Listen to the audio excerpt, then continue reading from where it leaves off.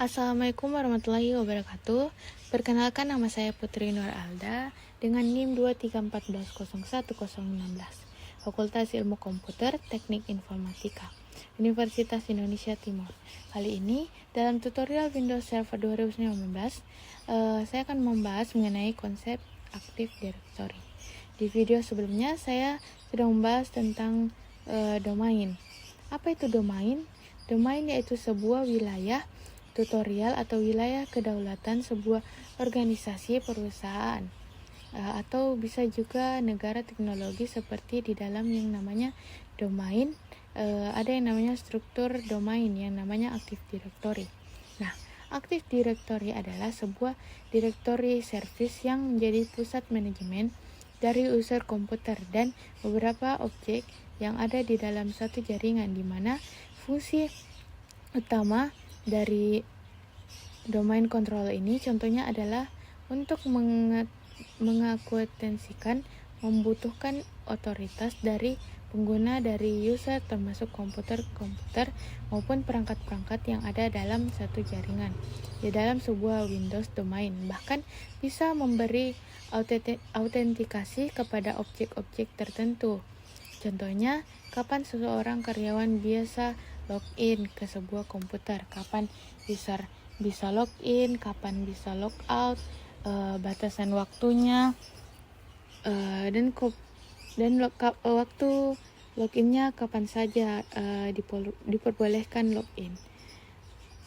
Apakah si user tersebut masih di perusahaan atau di organisasi tersebut, atau sudah tidak lagi, kita bisa tentukan dia masih boleh login atau tidak. Contohnya seperti itu. Kemudian contohnya perangkat kita bisa mengatur komputer atau peripheral yang ada di dalam satu organisasi. Contohnya dalam satu organisasi kita di dalam ada perangkat laptop atau desktop atau ada server.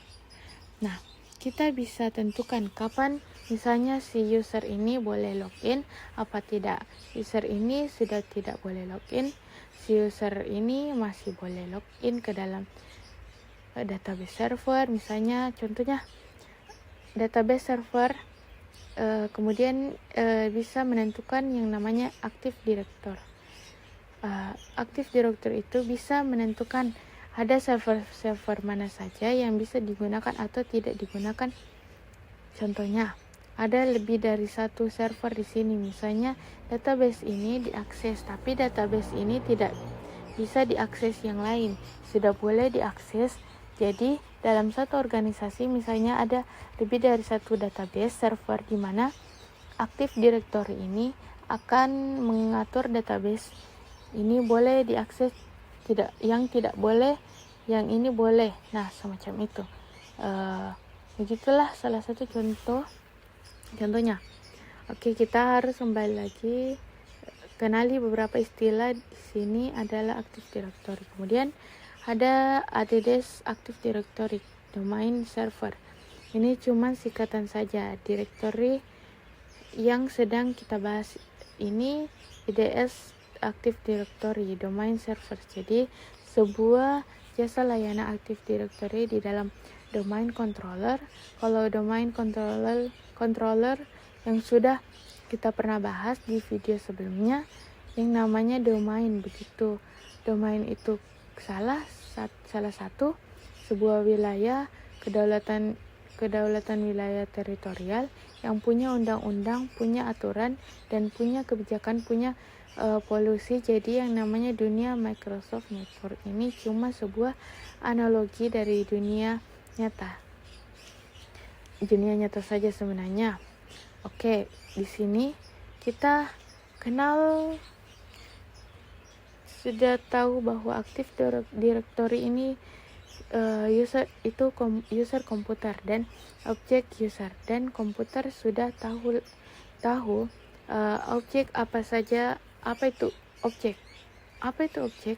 Jadi saat kita bekerja dengan Active Directory, kita akan banyak bekerja dengan objek. Objek adalah sebuah grup atribut yang mewakili resource dari domain Jadi yang namanya di dalam domain ada yang disebut objek-objek. Objek-objek itu macam-macam. Contohnya seperti yang ditulis di bawah ini, ada organisasi, unit, user, komputer, group, context, set, folder, dan share printer. Yang namanya objek itu punya SID. Security yang disebut dengan security identifier atau SID tujuannya adalah supaya server itu bisa menentukan objek ini punya ID objek, ini boleh diakses atau tidak. SID itu ibaratnya nomor KTP, nomor induk kependudukan. Setiap orang punya nomor induk kependudukan dan setiap orang itu tidak punya nomor induk kependudukan atau NIK yang sama di satu negara kecuali kalau terjadi manipulasi.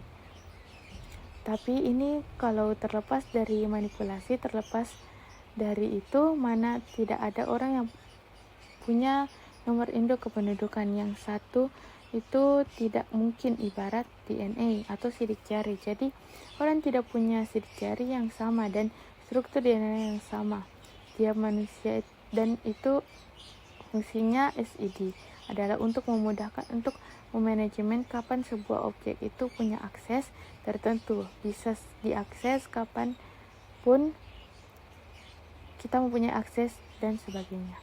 Oke, objek itu seperti yang ada ditulis di bawah ini.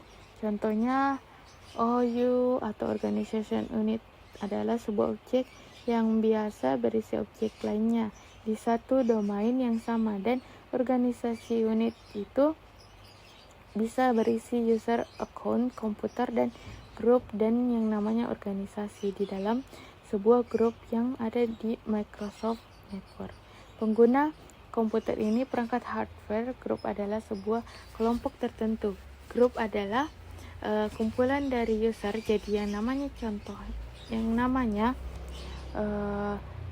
sebuah perusahaan pasti punya grup, punya kelompok tertentu, misalnya bagian finance, bagian sales, bagian HR, bagian teknikal. Nah, itu namanya grup. Jadi yang namanya karyawan itu di dalam perusahaan pasti dikelompokkan dalam sebuah grup, sebuah kelompok tertentu, sebuah distributor grup, dan ada dua objek yang namanya grup. Itu berbagai dua, ada security group dan distributor group. Security group adalah grup user account yang digunakan untuk menyediakan akses ke resource, kemudian resource yang ada sedangkan distributor group itu digunakan untuk email distributor list. Jadi setiap user itu punya email. Jadi salah satu five feature untuk berkomunikasi satu dengan yang lain antar user. Kemudian ada konteks yang namanya alamat, yang namanya penduduk. Contohnya punya KTP induk kartu penduduk itu, dan pasti punya alamat. Itu namanya konteks. Contoh seperti itu share folder. Share folder ini adalah sebuah folder yang biasanya di-share di satu kelompok jaringan tertentu. Kalau ada yang sudah kerja, mungkin kadang ada minta bagian saya file ini dong, sudah diambil di sharingan saya di servernya. Ini nama foldernya. Nah, jadi tinggal di search folder itu. Nah, sebuah folder yang bisa kita akses di sebuah server, misalnya server ada macam-macam folder yang biasanya diakses untuk semua karyawan yang ada atau untuk karyawan tertentu. Kemudian share print ini, print yang biasa dipakai sama-sama. Contohnya ada printer di sini di dalam sebuah organisasi, dan printernya ini bisa diakses sama-sama oleh semua karyawan yang ada, yaitu share print. Oke, ini yang namanya disebut dengan objek di dalam Active Directory. Dan objek ini adalah beberapa macam organisasi, unit, user, komputer, grup yang biasa diatur oleh Active Directory. Jadi inilah fungsi utama dari Active Directory, adalah sentralisasi atau mengatur dan memanage sebuah objek-objek yang ada. Oke, cukup sekian dari saya. Mohon maaf apabila ada kekurangan. Semoga penjelasan yang saya dapat berguna.